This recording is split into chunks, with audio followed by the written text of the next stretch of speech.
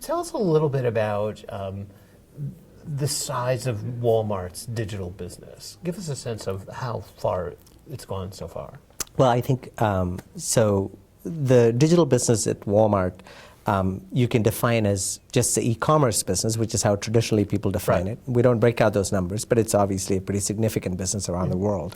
But we think of the digital business at Walmart, or the mobile opportunity at Walmart, in a channel agnostic way, because a lot of our customers come into our stores with smartphones. A lot of them today now have the opportunity to access the same technologies that make e-commerce a great shopping experience to help with their in-store shopping experience. So when you say quantify the size of the digital business at Walmart, I would say it's increasingly the entire business at Walmart is a digital business. So let's talk about so doing mobile and digital. Let's talk about mobile in particular first. So when you think about what most people think about is they're going to make a purchase on their phone.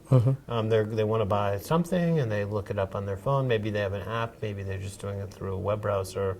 But it feels like we're going beyond that now, and there are other more interesting kinds of applications. Not that that's not interesting, but like that there's other things that you can do with in-store experiences and other ways of driving people to transact on their phone. How do you think about the mobile opportunity? Yeah, absolutely. So it's interesting you said that, because I think the real transformative opportunity with mobile is not necessarily just enabling online shopping through mobile. If you think about every part of your life that's been transformed by a smartphone, right? I mean, from how you hail a cab, to how you navigate, to how you check in at an airport. I mean, you can look at every example of you used to do something in a very different way, and now you do it with a very different way with a smartphone. Now, what mobile does is, mobile brings the web into the store, right? E-commerce brought the store to the web, which is an interesting opportunity, an exciting opportunity, and I think what that first wave of bringing the store to the web did is it brought a lot of conveniences to the customer. By bringing the web into the store through a smartphone and empowering the customers with those tools, you're bringing the same kind of power to where most of retail is happening. And then when you blend those two together, I think it's sort of a 1 + 1 = 3 type of a notion as well.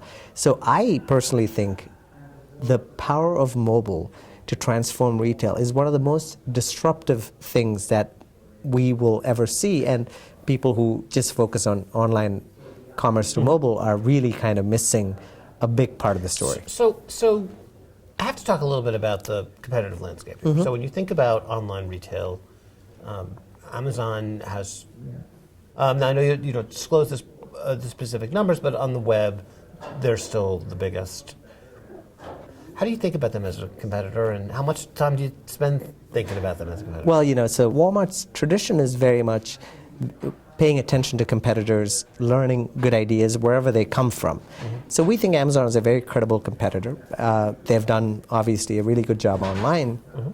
But the way we think about our strategy and how we move forward is we're going to win by being Walmart, right? And how we're going to win by being Walmart is by building the deepest relationship with our customers and by providing the seamless access anytime, anywhere. Now, why is that important? Now, what you see is that everybody's kind of headed towards the same place, right? Which is, you want this hybrid model, right?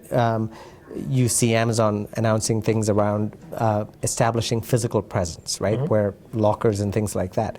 Well, we have 4,000 stores around the U.S. that are pretty proximate to every customer's home in the U.S.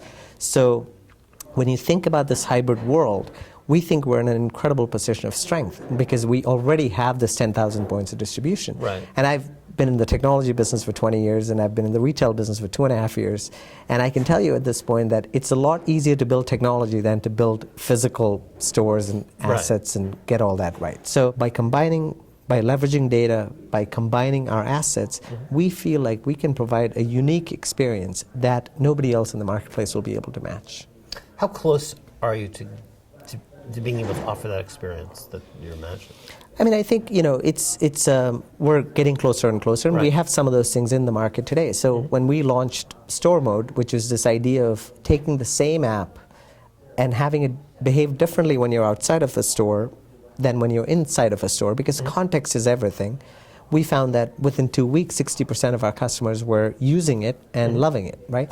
And so there are lots of things that we've done where we brought a digital experience into the store and combined our channels, and we're seeing incredible traction. But that said, I think it is somewhat of a, it's not a, not a one-inning game, it's a multi-inning game. And I think we're still in the early days, but small steps have big impact. When you look at the opportunities online, what's the next step? What's the next big thing that we'll see Walmart do in the digital space? So I think there's, we have opportunities in how we think about just online in terms of how one big piece is kind of the seamless access piece, right? So how do we combine our store assets and our online assets in a more seamless way? We've done some things, like you can order product online and ship it to the store and things like that, but there's a lot more to be done there. Right. I think on the customer experience front, there's a lot that we're excited about, things that we're working on that we think would be will be pretty exciting for customers as well. We're looking to grow our assortment because that's one of the luxuries we have is you can have infinite assortment online, so why not go for the infinite assortment online?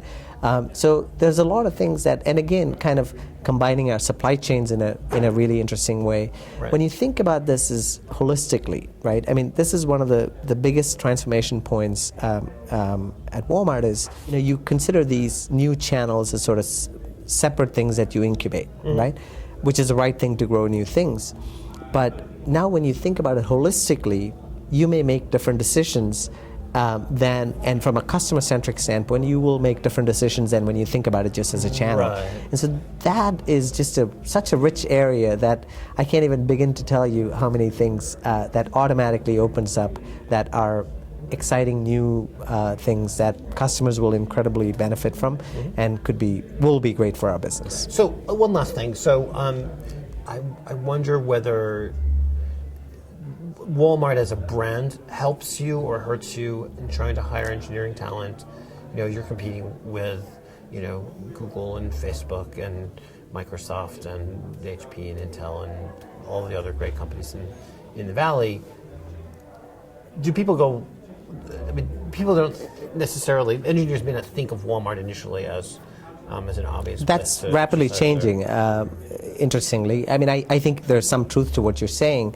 And even you started off by saying, Walmart's not a name you would think at Techonomy. That's rapidly changing. As we're doing things, I think people are kind of realizing how much innovation is happening within Walmart, because generally it's easy to assume that big companies don't get it or are not doing those things. So we're getting incredible talent from all of those companies that you've mentioned. And as we have more and more of this critical mass of talent, there are more people that are coming on board. And the Walmart Labs brand has also really helped us, because it is something, again, where, and you can't just put it with a brand, but you have to back it up with everything else, the culture and what people are working on and everything else. But it lets a lot of people understand that there's sort of this innovation arm which is a startup within a big company, and I think that's also helped us tremendously. But we couldn't be more pleased with it. And we've also catalyzed it with some acquisitions and other things. So it's been a really interesting couple of years that I've spent at Walmart to kind of see us becoming much more of an active presence in Silicon Valley. And hopefully, next year when we talk, it wouldn't seem as novel that we have such a big active presence in Silicon Valley and that we're doing so many interesting things.